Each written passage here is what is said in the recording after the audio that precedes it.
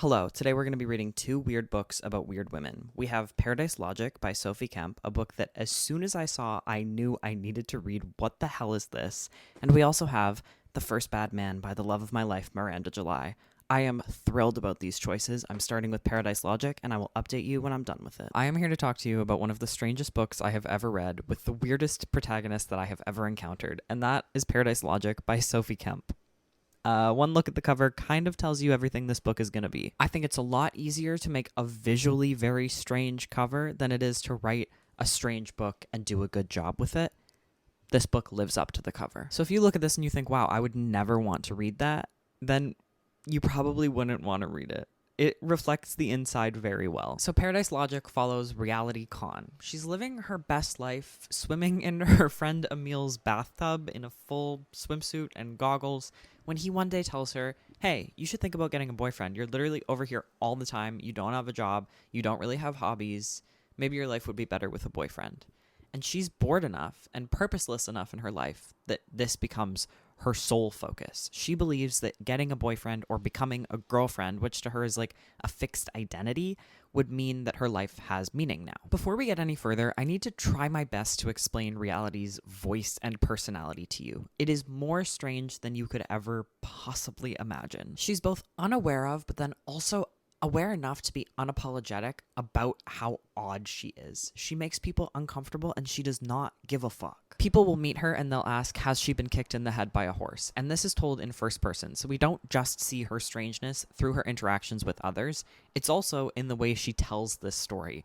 Her vocabulary is so strange while still being accessible. Like at one point she describes a woman as buxom or she says, my pockets are full of doubloons. She says, I'm getting off topic and repeating myself. No one cares that I have awesome parents that love me. I'm just some foolish broad with brown hair who just walked out of her friend Emil's apartment. I just think it's really funny. The humor really works for me in its absurdity. We also get these interjections of the most random but certain opinions that she has. Her narration, her voice, her personality, everything about her, she is the weird girl final boss. Like here in the beginning of the book, she leaves Emil's apartment and she's trying to figure out how to start this boyfriend search. She gets back to her place and her downstairs neighbor is smoking cigarettes, which she hates, so she retches loudly to let them know that she's arrived home. Then, like a couple sentences later, she says, individuals often comment on my normal personality. She gets inside her apartment and her roommates are unhelpful. She's trying to ask, where do you meet boyfriends? Where do boyfriends typically hang out? And they have no advice for her. So she goes upstairs to look on her computer. Here she finds a very strange forum post from a 15-year-old girl who's saying, I'm looking for a boyfriend to touch my soft, pillowy breasts.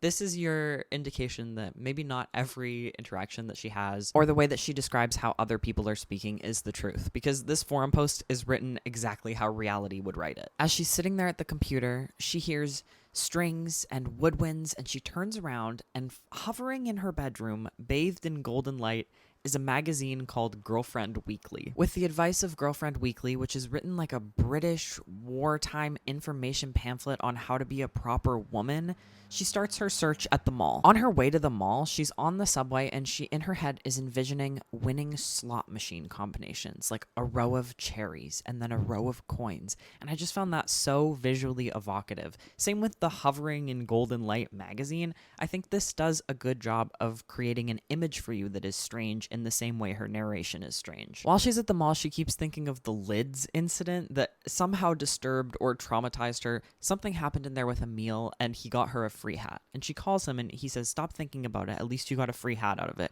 We never actually come to know what the lids incident was. At the mall, she's drawn to a chicken shop, which she says has 7 species of mustard.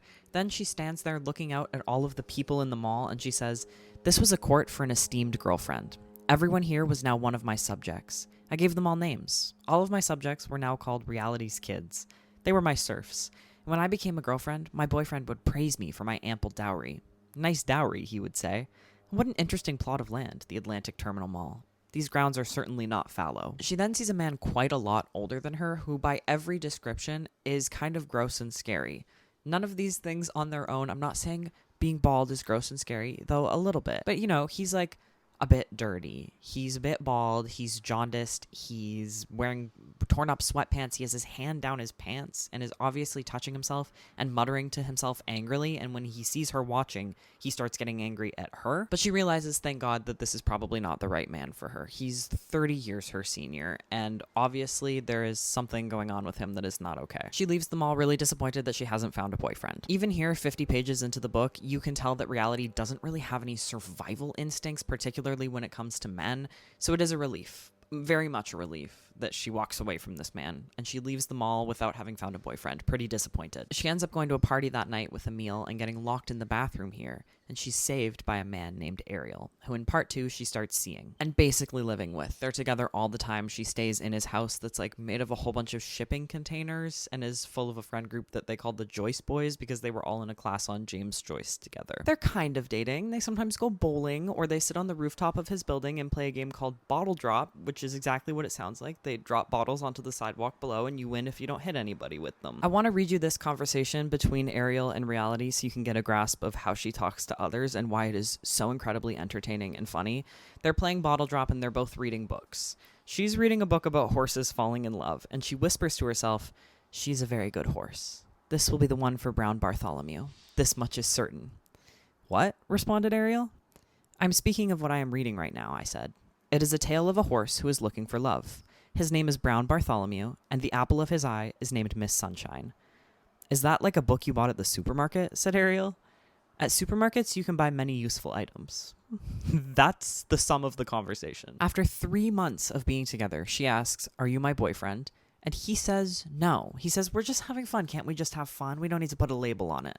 So now the sole purpose of her life is being a good enough girlfriend that he wants her as a girlfriend. The two of them go on an excursion to get some Serbian chemicals. When they get there, he's doing the deal and she's watching a TV. She sees on the TV an ad for Viagra, and this is what she says about it. This did not seem like medicine that Ariel needed. He was always ready to go in sexual matters. This was one of the many things that I enjoyed about Ariel. He was a real go-getter. He had a zest for life. He was always saying stuff like, "I want to cream inside of you," and "Take your fingers and put them in your pussy and tell me how wet I make you." Me and Ariel, we loved intellectual conversations such as these ones. I really feel a compulsion to read a lot of this book out to you because I want to try to convey the voice as best I can, and that I think is really the only way of doing it. Like the next chapter, after they've taken these drugs, they wake up in the morning. She says, "I did not want to leave paradise that morning, but Ariel insisted that he needed to be out of the house and that I couldn't stay because if I needed to go to the store to buy a tampon or something else for my pussy, there might not be anyone to let me back in." So he's telling her, "Get out of my house." She leaves and she's thinking, damn, I really wanted to spend the day convincing him that I was the perfect girlfriend.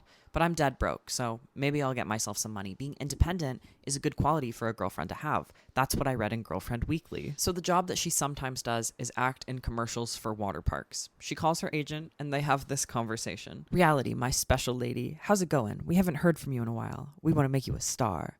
"Hello, Jethro. As you will know, I do the water park commercials for my income.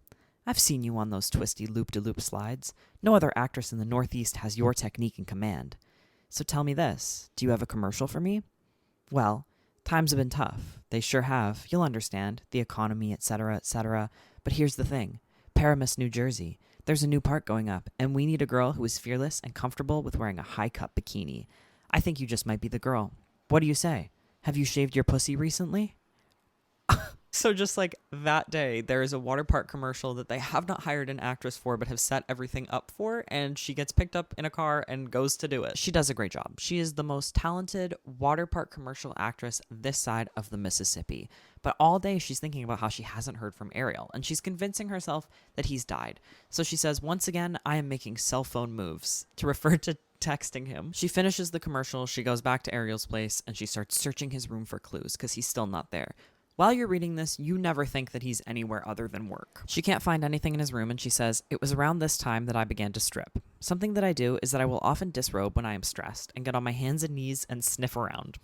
She sniffs around. She doesn't really find anything. She gets into his bed, jerks off, opens her eyes at the point of climax, and he's standing in the doorway. He basically begs her to leave him alone so that he can get to work grading papers and says, I guess you can stay, but only if you're absolutely silent. And she just hears that and thinks, oh my god, I can stay. Incredible. She goes on a quest to pick him up some snacks from the deli, and on her way, she runs into some of the downstairs neighbors, which is incredible. It's so fun to watch her interacting with others. She describes one of the neighbors as being very nice, and then they run into each other. The first thing he says is, your boyfriend has a school shooter vibe. Then he says, also your vibes are off. Then she says something and he says, okay, I literally didn't ask. And she's like, what a great guy. Goes to the deli, picks up the deli cat outside. The deli cat scratches her, and she lies down on the sidewalk, face to the pavement, as if she's going to die from this cat scratch. At the deli, she finds a new copy of Girlfriend Weekly, which is advertising a drug that you can get if you call this toll-free number, and it will make you the perfect girlfriend. She picks out her snacks, goes to pay for them. The deli guy, Omar, he's watching wrestling on his phone. She says, how much will it be for the food, Omar?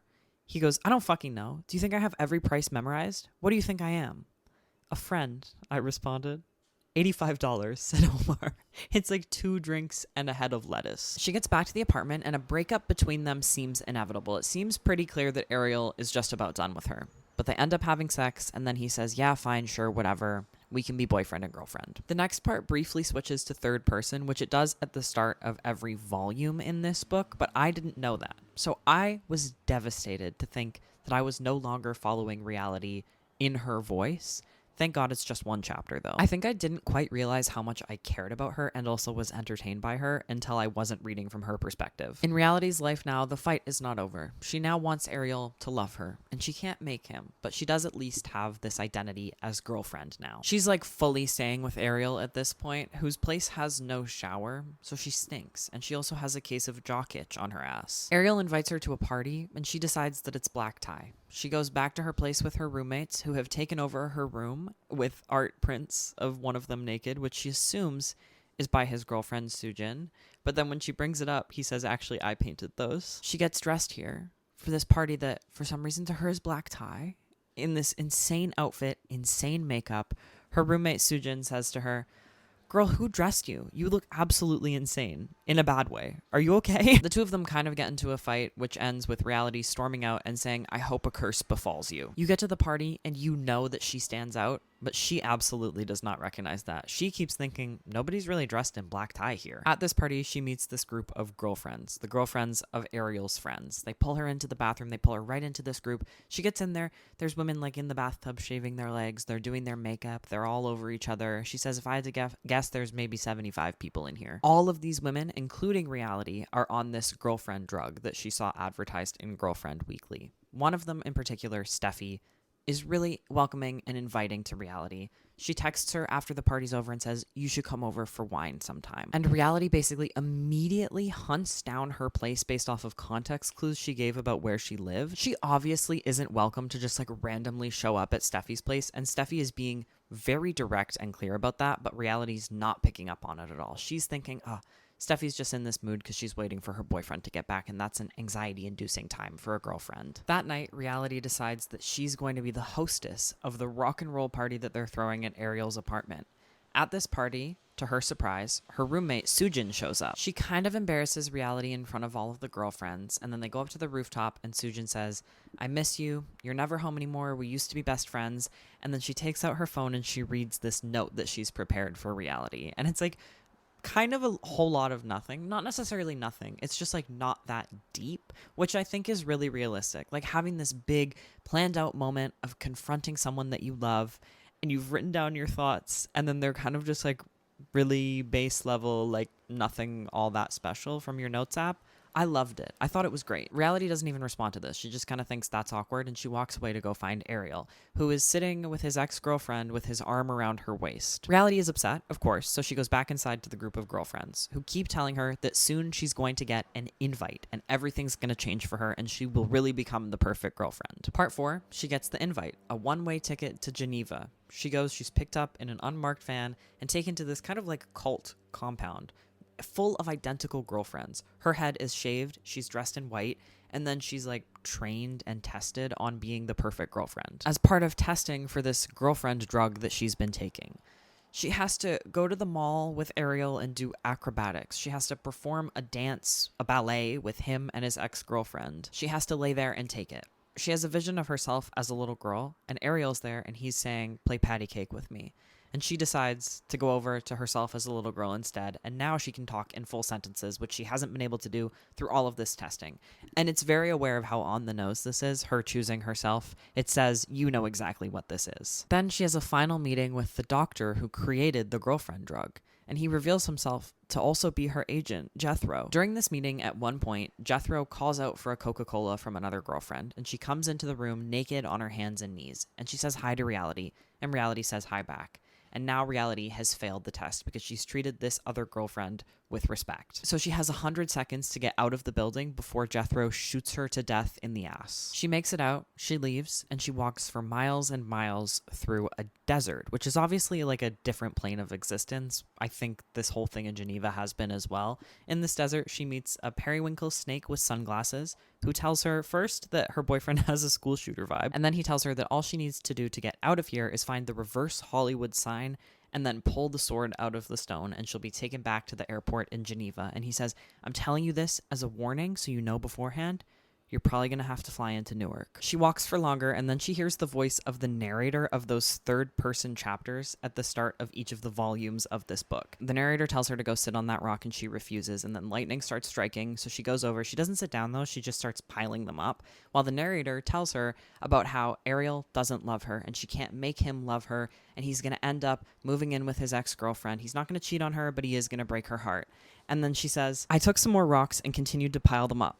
I wasn't sure why I was being lectured by some voice in the sky about my awesome boyfriend, but whatever, which I thought was hilarious. She walks even farther. She finds the reversed Hollywood sign that's actually a sign that says YOLO, and she finds the sword in the stone, but she can't pull the sword out of the stone, no matter if she thinks of Ariel, if she thinks of her friends, if she thinks of the girlfriends or her roommates or her family or whatever. She can only pull it out when she thinks about herself winning a game of solitaire in an amazing outfit. And then she's transported back to her life, where Ariel breaks up with her, and the book ends with her starting a shift at the Lids at the mall. So I loved this book. I thought it was fantastic. I loved its specific brand of weirdness. I thought it was really funny. I think it's very strange without being incomprehensible or hard to follow. The first chapter, the first third-person point of view chapter before we get into Reality's perspective, is hard to follow. And I think it's setting you up. It's saying, if you can't handle this weirdness, you're probably not going to like this book. And I can definitely see if someone is not that compelled by this story or this narrator, the voice could get gimmicky or grating or one note. But for me personally, I just flew through it, so I didn't experience that. I just loved being in Reality's head. I loved watching her interact with others, totally devoid of the social contract. Often books with very weird narrators will have the narrator interacting with people in a way that's very out of the norm, and you as the reader can see these people reacting to the narrator's strangeness, but the narrator herself can't see that. And I think that often creates a lot of tension, but I don't think it does in this book. I think in this book, the stakes feel really low in most of her interactions with people. What does it really matter what these people think of Reality when it's never going to affect her? And I think that actually made it more fascinating to me. It really made me think, what if I was just this weird? What if I just didn't care as much as she doesn't care? I know I've been talking about this like it's a very funny book, and it is a very funny book, but after a while it becomes pretty clear that she's not just simply like this, that there is a lot of trauma, particularly in her interactions with men, that have made her act like this. That, though, is not how it typically is, because I feel like this isn't necessarily a harmful coping mechanism, having become this weird. I think she is who she wants to be. What does feel harmful in the way she's coping with this undercurrent of violence that is felt again and again is her kind of refusal to acknowledge it. But it is very obvious how it's affected her in her debasing of herself and her pliability and agreeability in relationships with men. So interestingly, the men in her life will say things like, you have no interiority, or you have no opinions on anything, you just agree with everything I say, which is not really what you as the reader experience. You're inside her interior, and you're seeing her opinions all the time. So while in some ways, yes, she is just fully herself and authentic, in her relationships with men, she is obviously someone else. The book does an interesting thing with shifting how you are seeing her and shifting the tone without actually really changing anything. It's just the longer you spend with Reality, the more you realize she's not okay. And the more you pick up on all of the big and small ways that men have harmed her. So it can be kind of heavy, though not explicitly so. You kind of have to do the work to understand the heaviness. But I think overall, my experience with this was that it was largely a joy to read, and that's because of how fun reality is. Even if her being so fun and so strange is rooted in some really bad experiences. I do enjoy the way this danced around the heavier topics, but I think what I really wanted from it was for it not to dance around her having an arc or development. I think if she had gone on more of a journey and less of a quest, I would have loved this book. It's still sitting somewhere between a 4 and a 5 for me, but I think if there had been a bit more of an emotional impact with reality changing, not just in the last few pages, that could have cemented it as a 5. The book also doesn't really have all that much structure or like a huge amount of plot. I think that worked and also kind of reflected her life with the lack of structure. The weirdness, the bluntness, the absurdity, the humor, it all just really created a book that worked for me, that I had a lot of fun reading, that I was thoroughly entertained by. I never felt it slow down. I cannot do this book justice in trying to relay it to you. If you're interested in it, I think you should read it. I think it is such an experience to read, and it totally, absolutely, thoroughly lived up to this insane cover that I have been drawn to since the moment I saw it. I do think I've kind of started with the weirdest one I could possibly get my hands on, so it might feel like it gets a little bit normal from here. The next book I'm reading is The First Bad Man by Miranda July, which I've been excited about forever. I am certain is not going to be quite as strange as this, but I think that's okay. I think you could get really tired of this weirdness really fucking fast. I'll update you when I'm done with it. I'll see you then. Hello, I'm here to talk to you about The First Bad Man by Miranda July. This is a story about a very strange woman's very unconventional interpersonal relationships. It's so much more than that, but I think that what ends up becoming the central focus of this novel is not what you would expect from the start, so that's all I'm going to say for my brief summary. Now I'm going to get into it, so if you don't want spoilers, you need to skip ahead. So this book opens with our narrator Cheryl going to a chromotherapy appointment, and this is setting the tone immediately because chromotherapy is quackery. That is full-on pseudoscience. She's gone here on the advice of a man who kind of works above her. He's on like the board of the company that she works for, who she is obsessed with, named Philip. She's in some ways expecting him to be here at this appointment, but of course he isn't, and this disappoints her, though she has got what she wanted from this, which is the ability to call him and tell him about it, which is something she's never done in the 6 years of them knowing each other. He has only ever called her, and only ever with work-related inquiries. He gave her the advice to go to this chromotherapist after she talked about her globus hystericus, which is basically a lump in the throat. It's kind of like psychosomatic. It is a very real feeling, but it isn't a real lump. She's felt this lump for 40 years, since childhood. It sometimes tightens up. It makes it really hard for her to swallow, really hard for her to cry, to talk. And of course, she has very little control over how this lump feels and how it's going to affect her day to day, which is a thread throughout Cheryl's life. She has very, very, very little control. She is powerless. So the doctor gives her a mix of homeopathy and chromotherapy. So much bullshit. And then she calls Philip, and it is an incredibly tensely awkward phone call. He tries to say, well, okay, I'll see you at work tomorrow, but she interrupts him to say, when in doubt, give a shout. And he's like, what? And she's like, I'm here for you. When you're in doubt, give me a shout. Oh my god. It is so hard to read, and on page 7, it's establishing the mortifying experience of reading this book. Sitting in her car after the phone call with Philip, she sees a woman in the car beside her trying to wrangle a baby either in or out of the car, and she looks over to test if this baby is one of the babies that she considers to be hers on like a spiritual, metaphysical level. What she calls Cubelco Bondies. So the Bondies were friends of her parents when she was young, and at one point they brought their baby over, a baby she has decided was named Cubelco, which is absolutely not true, and her mother has told her that's definitely not his name. It was like Mark or something. She had this experience with the baby where she felt like they saw into each other's souls, and now for the rest of her life, she has seen him in other babies. Not every other baby, but she will frequently see a baby and speak to him telepathically. She feels some sort of draw towards these babies, some inevitability of ending up with a Cubelco Bondi, and she thinks that his soul is moving between the babies. It's so strange, and it comes up so many times, and the name Cubelco Bondi is so incredibly funny and absurd. I love it. At first, you read it and you're like, okay, you're trying a little bit too hard to be weird. And then it just makes sense. It just flows perfectly somehow. And that, I think, is kind of the experience of a lot of this book. The next day at her meeting at work, she's trying to make him forget about this awkward phone call by acting as professional as possible. She says, I'm not going to talk out loud in a British accent, but I'm going to think in a British accent, and that's going to carry over. She tells her boss that she called him and told him, when in doubt, give a shout. And her boss says, oh my God, that's a very provocative thing for a woman to say to a man. And you start to think, okay, everybody in this book is a little bit fucking weird. And by a little weird, I mean incredibly weird, borderline insane in the best way possible. They are so fascinating to follow. We learn a little bit more about the company that Cheryl works for, that she's worked for a long time. It started as self-defense classes, and now they just sell fitness DVDs with some sort of like underlying current of self-defense that has kind of fallen to the side. Her insane bosses, Carl and Suzanne, have come in for this meeting. They usually don't come into the office except for board meetings. The board is what Philip is a part of, okay?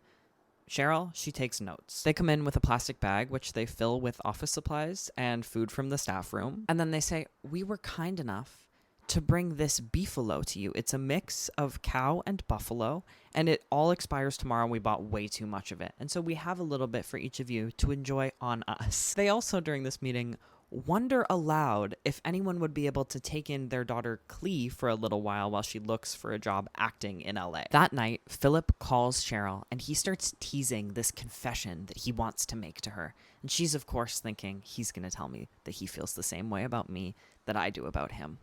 He doesn't, and he doesn't give her the confession. He says, the moment has passed, but I'll call you tomorrow and we'll talk about it. Then she gets a call from someone at her work who says Michelle no longer wants Clee living in her house. Can she come stay with you? Now, Cheryl is a doormat. She's walked all over by absolutely everyone. So despite her trying to push back, everyone knows that she is very easily taken advantage of. And they do so. And Clee is coming in an hour. Clee is the most unbelievably rude, gross, disrespectful, entitled person to ever exist. It is beyond infuriating reading about the way she treats Cheryl in Cheryl's own home. From the first second that they meet each other, Clee refuses to take off her shoes. Cheryl's showing her around. She says, I have this system with the dishes because I don't like it when the dishes pile up. It kind of like sends me into a spiral. So we each have one set of dishes. And the dishes should always be either in their spot, being used, or being washed. Clee says, surely you have more dishes than that. Cheryl says, well, yeah, like if you have a friend over, there are dishes. And she's looking up in the corner where the dishes are, trying not to, but Clee sees. And immediately, like the next day, the sink is filled with her dishes. Cheryl is very obsessive and ritualistic, and Clee comes in and just rips everything up. She takes over the living room instead of the room that Cheryl has set up for her. She lies and says somebody came by and they offered a free cable trial, but you can cancel it once I leave. Obviously, she has got cable for this house because all she does is watch television and be disgusting and messy and gross and unhygienic, and also thankless and so judgmental and just outright mean. Like, laughing at Cheryl mockingly is really her only interaction with her. So Philip never ended up calling her back, so she finally breaks and she calls him. And there's more in-depth teasing about this confession that he wants to make about age gaps. She's thinking, oh my God, we have a 22-year age gap because he's almost fucking 70. He's talking about how if you're on Earth at the same time as someone else, that little blip of time, that should be fair game. She's like, yeah, well, probably not babies. And he's like, well, I mean, no, but if there was a way for a baby to consent, oh my God. Oh my God. So you really do know what's coming with Philip's confession. Cheryl, however, does not. It's not just that he's talking about if babies could consent. It's also the fact that he is terrified of sharing this confession with her. It's sickening. Oh my God. In her home life, the bullying with Clee becomes physical. In the first altercation, Clee pushes her up against the wall and just keeps pushing and pushing, knowing Cheryl isn't going to fight back. And the way Cheryl tries to get Clee off of her is joining Clee's side fully against herself. Cheryl tries to call Clee's parents, again, her bosses, and she has this insane conversation with them where they're fighting with each other, obviously, and they're both talking to her from different phones in the house while also screaming at each other through the house. They're like hanging up the phone and picking up the phone. It's absurd. And obviously, Cheryl doesn't come to say, hey, your daughter is physically harming me. Reading this conversation, it almost feels like the fucking Benny Hill theme song should be playing in the background. The parents ask to talk to Clee, and when she brings the phone back to Cheryl, she says, someone named Philip called you 3 times. Cheryl immediately goes out to her car. She calls Philip, who's sobbing into the phone. Cheryl says, doesn't it feel like we've known each other for longer than we really have? And Philip says, yeah, it kind of does feel like that. He's buttering her up so that she doesn't turn him in after this confession that he's going to make to her. She says, well, I think we've been together for thousands of lifetimes, which is something she's mentioned a couple of times, but you didn't, I think, believe that she actually truly bought into that. Oh no, she does. Like, she fully thinks they have been together in every lifetime since they were cavemen. They plan a dinner for Friday night so that he can give her this confession. And when he comes to pick her up, there's this tense confrontation between Cheryl and Clee. Another physical altercation. There's such an irony here with Cheryl's job being in kind of self-defense, like monetized self-defense, and her being unable to ever defend herself. Clee starts by saying, you're dressed up for something, and this is what you came up with. You look horrible. Then she grabs Cheryl and squeezes her wrist harder and harder while Philip is knocking on the door, and it seems for a minute that Clee is going to physically stop her from going on this date with Philip. But she doesn't. Cheryl goes on the date. Philip takes her back to his place. There, she takes a shit, and it almost doesn't flush, and she thinks, I'll tell him about this later for some reason.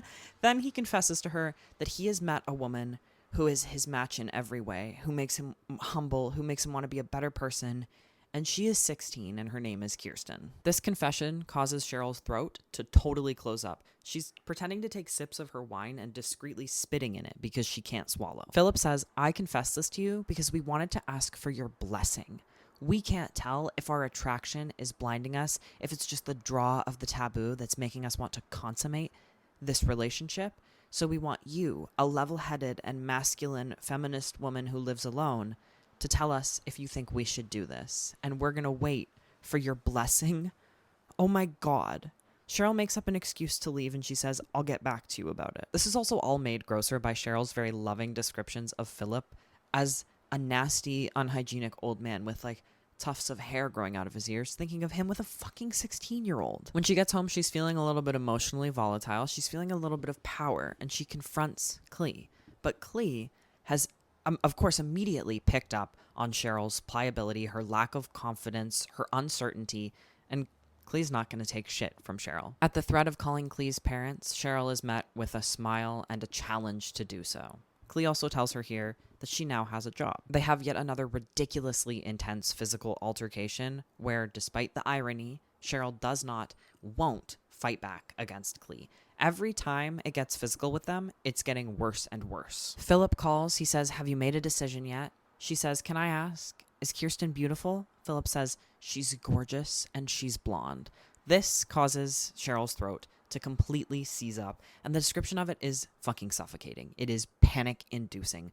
Everything in the beginning of this book, the first half of this book, holy shit, is it stressful. Because of her throat, she makes a desperate call to the chromotherapist that she saw, but he only ever works 3 times a year. He does, however, share an office with a therapist who she makes an emergency appointment with. But at this appointment, she realizes that this woman is the chromotherapist's receptionist, and she feels like she's been duped. So she leaves. She says, if it's possible, you can donate the last half hour of my appointment to someone else. And the woman says, that's not possible. She says, thank you so much, and then leaves. At home, she's trying to relax her throat, and she's watching these dystopian, absolutely satirical self-defense fitness videos while she does so, when she gets a text from Jeremy, in all caps, giving her an update on him and Kirsten, saying, rubbed her through her jeans.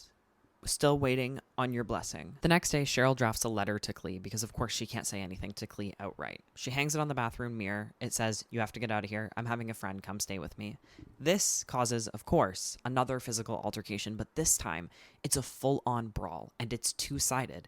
And what it does is relieve Cheryl of this debilitating lump in her throat, and also, loosens up every muscle in her body. She feels this levity that she has never felt before. It is ecstasy. It's exhilarating. Clee doesn't leave, of course. Cheryl goes back to the therapist, and the therapist explains to her that she is a therapist, that must have been confusing, that her and the chromotherapist play this adult game, where 3 times a year, she gets in this submissive role as his receptionist. And this kind of like triggers something in the back of Cheryl's mind. Also, at this appointment, I just need to throw in some of these absurd details so that you can really grasp the experience of reading this book. Cheryl says, I have to go to the bathroom just because she's feeling a bit awkward. The therapist goes, fuck, really? Do you really have to? She's like, yeah, I do. Therapist says you have two choices. You can either go all the way downstairs, get a key from the front desk, and then go to the bathroom. That'll take you about 15 minutes, and that's a huge chunk of your appointment time. Or you can go behind that privacy screen. There's a bunch of Chinese takeout containers. You can relieve yourself in one of those and take it with you on your way out. What? It's honestly fascinating, and I love it. The therapist as this intelligent, confident, collected authority figure who is also absurd in every detail that we learn about her. The next time Cheryl is at work, she asks that woman, Michelle, why she kicked Clee out. She asks her if anything physical happened between them, and Michelle says, no. I mean, I found her to be rude, but I didn't kick her out. She asked if she could go stay with you instead. When she learns this, Cheryl runs to Clee's work. She says it's an urgency that predates cars. For her, the fastest way to get there is running. It's like primal. She goes to Clee's work at the grocery store, and she tells her, I know what's going on here. She knows that just like the therapist, she and Clee are playing a game. At home, they have another altercation. It's another two-sided brawl. And again, she's relieved of this lump in her throat. The next time she goes to therapy, she talks to a pregnant woman's stomach telepathically to Kubelko Bondi in the stomach. And she also gets another text from Philip updating her about the progress in his physical relationship with Kirsten. This time I think it's about soaping each other up, but not going any farther than that. Because her therapist has helped her so much, she tries to gift her this candle, and the therapist says, I don't think this is for me. Who do you think it's for? And she says, who do I think the candle is for? And it says that the therapist nods by slowly closing and opening her eyes, which is a fantastic mental image. I love it. I just love the way she writes about humans. I don't know how to describe it. She says, I think this candle's actually for Clee. And so Cheryl takes the candle home and she gives it to Clee. And then the two of them finally have a conversation. Clee has showered maybe for the second time since moving into Cheryl's house, like I think months ago at this point.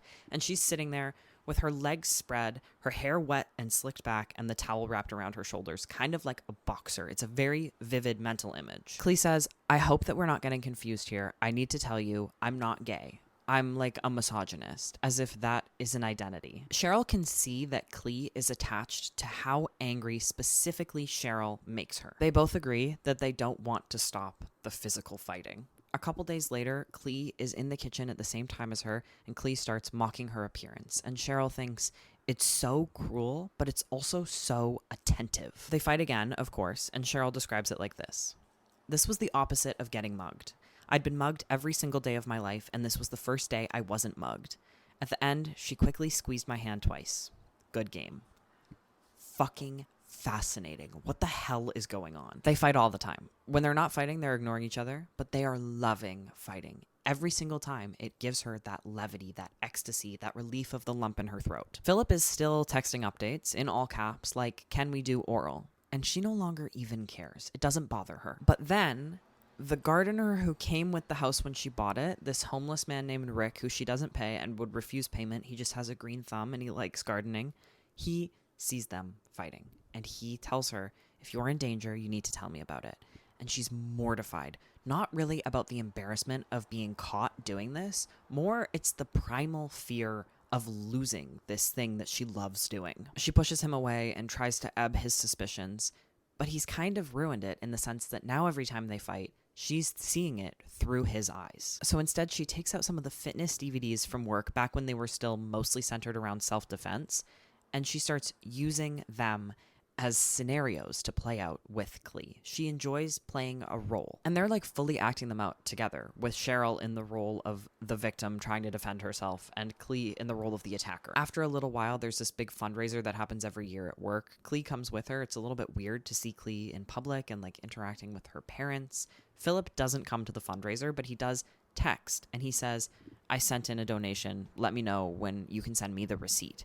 And she thinks, oh my God, he has dropped this attentiveness that he had wanting my blessing in his relationship with Kirsten. So she starts saying, oh, I'm almost come to a decision. Before this, she had been completely ignoring his texts, and now she's like on her knees begging him. A little while later, Clee finally like cleans up. She has a shower. She says, my friend is coming to stay with us. She'll be here in 45 minutes. Her friend shows up. They throw a giant house party, and it's so frustrating to watch all of these boundaries that Cheryl tried to set be violated over and over, and her refusal to get angry about them. Like always, she just watches it happen. During the party, she's also getting these fervent texts from Philip, now saying, she held my member for 2 minutes, no movement. Cheryl says, could I see a photo of her? And Philip sends this photo, and it is so disturbing and so devastating, because I think with the way he's described her, I don't know, I think it's easier to imagine her as like a very mature teenager, as disgusting as that is. I think that's what your brain kind of wants to go to. And then this picture that he sends is of like the most awkward, immature, young, insecure looking teenager ever, which like, of course she is. She's fucking 16. And it's not that the other version of the teenager that Philip has had you imagine is more deserving of being preyed on by him. It's more so that you can think of Kirsten in the abstract until this point where it's very clear that she is like a real human being and a very, very, very young girl. Cheryl sees the photo and she tells him that she's made the decision. She says, go for it. And this marks the start of the extreme sexual fantasies that Cheryl starts having of her as Philip having sex with Clee. This is the next large chunk of the book. It's incredibly grotesque and disturbing. It shifts from being about her as Philip and to her as like every man she has ever known having sex with Clee. It's often triggered by how men ogle Clee in public because she is a very beautiful and busty woman. Like her boss, Clee's dad, takes Clee and Cheryl out for dinner to tell her that she's now part of the board because Philip has quit. And at dinner, the waiter is being really inappropriate with the way he's like very explicitly and obviously ogling Clee.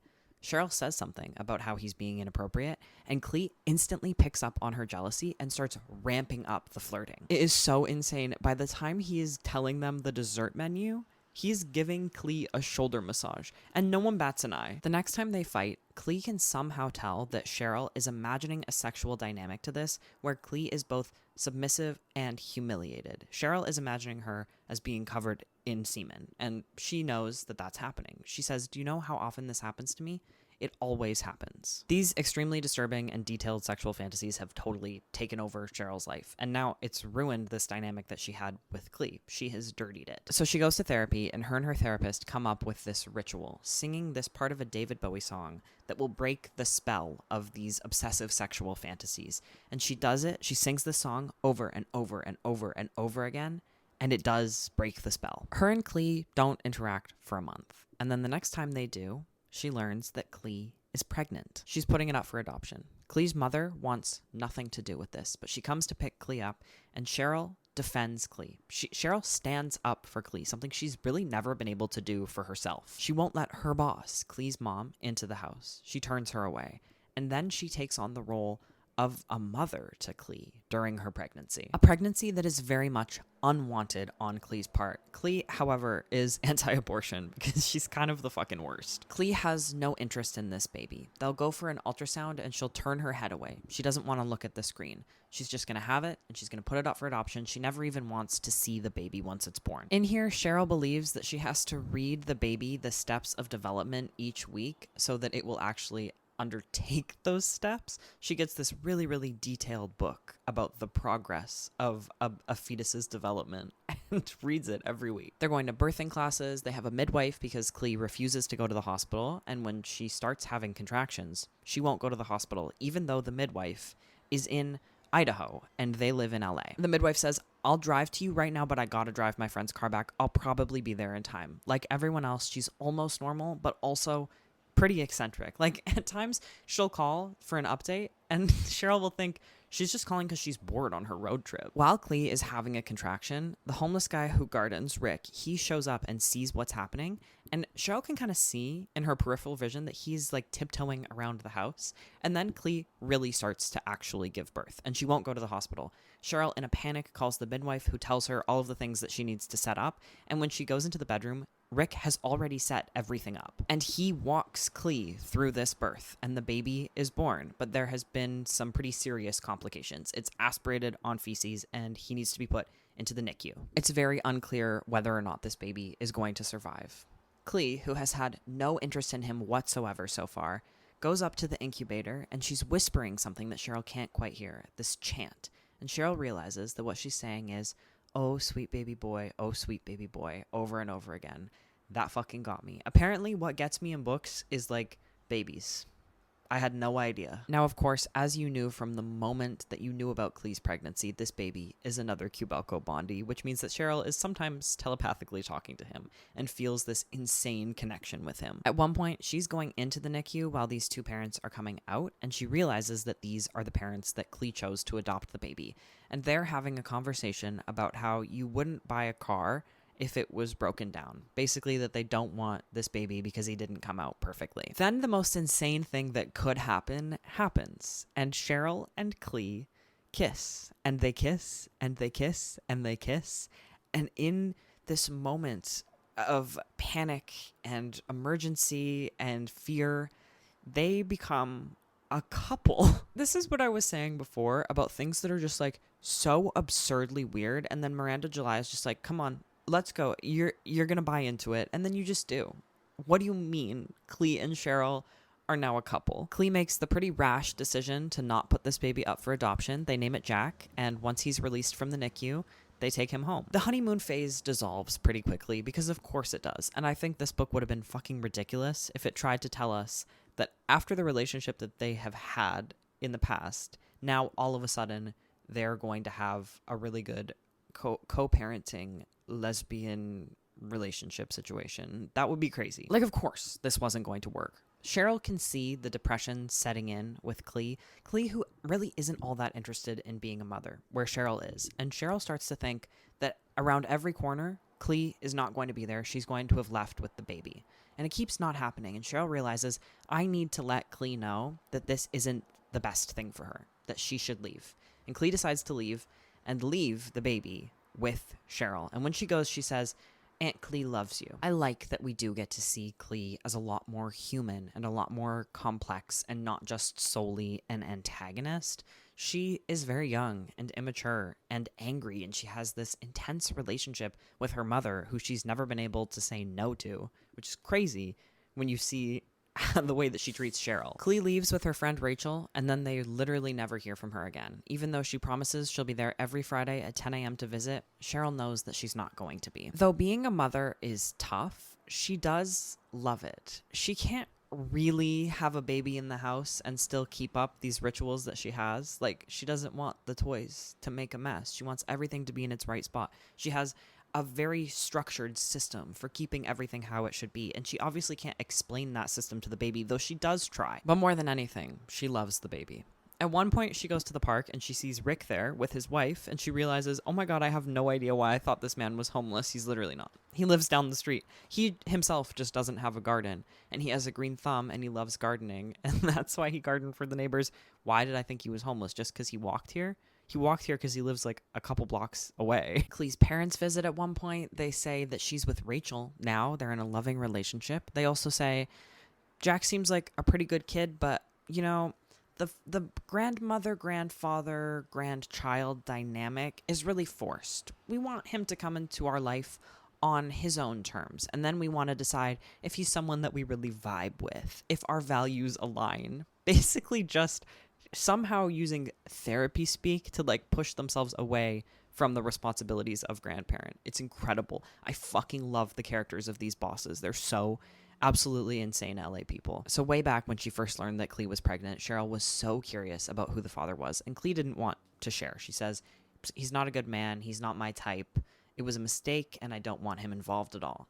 Cheryl made her write it down and put it in an envelope, and then she brought it to her therapist and got her therapist to look at it and write it down and put it on a card for some reason. It's ridiculous. It makes perfect sense in this ridiculous, weird book. So Cheryl goes and gets that card, and she looks at it and she learns that the father was fucking Philip.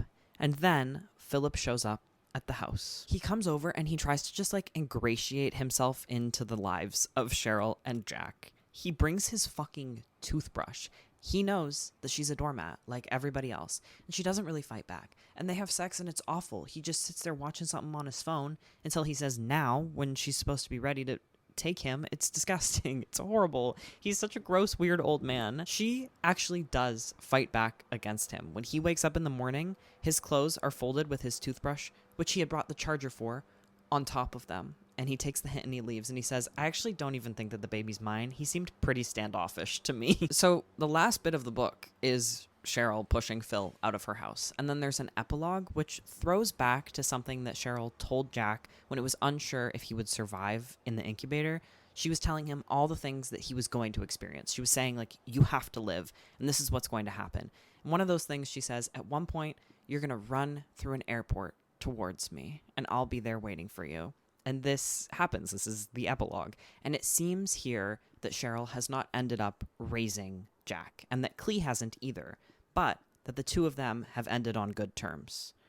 And that's the story, The First Bad Man by Miranda July. This book is so fucking weird. All of these characters are just odd, despite the way I'm telling it to you, not necessarily in an unbelievable or ridiculous way. They are all endlessly fascinating and complex, and this book is filled with profound insights into them and the world that they live in. Everyone here is dealing with this loneliness, and they are so inauthentic in their attempts to combat it. I thought it was really new and interesting take on lonely people, which is like a pretty common thing to write about. And though it is different, it's not unfamiliar. I found the first half of this book so incredibly stressful that I thought I was gonna fucking die. Everything that's happening with the obsession with Philip, the confession that you know is coming and you know what it's gonna be and you're just dreading it, things amping up with Clee, and on top of all of that, this suffocating description of the lump in her throat that, again, she has no control over, is totally at the whims of.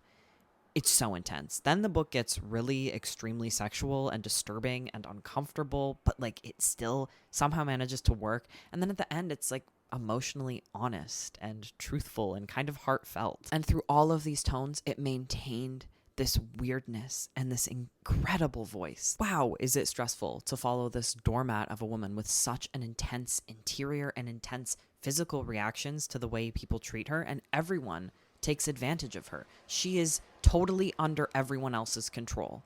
It's so difficult to read and so difficult to put down. I thought these characters were so weird, and yet you can also see yourself in them. They're not weird beyond the point of relatability. Like, I think of this story that Cheryl tells about being a child and getting a card from her uncle that says in it, birds of a feather flock together. And for a full year, that sentence over and over and over again repeated in her head. She had no control over it. She was like debilitated by this sentence that she couldn't stop repeating in her head. Are you joking? Is that me? I felt like Miranda July was looking into my fucking brain when she wrote that. I'm not saying that I relate to everything about Cheryl's character, but I think even in these insane characters, you can find something so human and you can connect to them. I thought the descriptions were unique and funny. I think it's the kind of writing that makes you look at the world differently, which is all you can really ever ask for from a book. I do kind of regret not listening to this. I didn't know that my library had the audiobook of this, and I fucking love the way that Miranda July performs her audiobooks. I listened to all fours in the winter, and it was one of my favorite reads of last year because of how she breathes life into her works. Somehow doing that in such a monotonous way. It's like she's so monotonous, and then when she's not, it really means something. I love it. You have to listen to it in 1.75 speed though, because she talks so fucking slowly. This book is so out there, and yet it's so human. It's fucking hilarious. It's gross. It's uncomfortable. It's cringe-inducing. It's tense. It's tender. It's reflective. It's fantastic. I just thought it was wonderful. This is another 4.75 to maybe even 5-star. I adored this book. I loved reading it. I thought it was such an experience. Holy shit. That first half is unlike anything I've ever read in terms of intensity. And yet still so incredibly funny throughout. These were two incredibly weird books about incredibly weird women, which is always exactly what I'm looking for. I think they perfectly complemented each other. They were doing different things while still feeling kind of like tonally the same, and I loved them. I don't remember the last time that I read 2 books in a row that I loved this much. This was great. This is a great video. Thank you for coming along with me. I will talk to you later. Goodbye.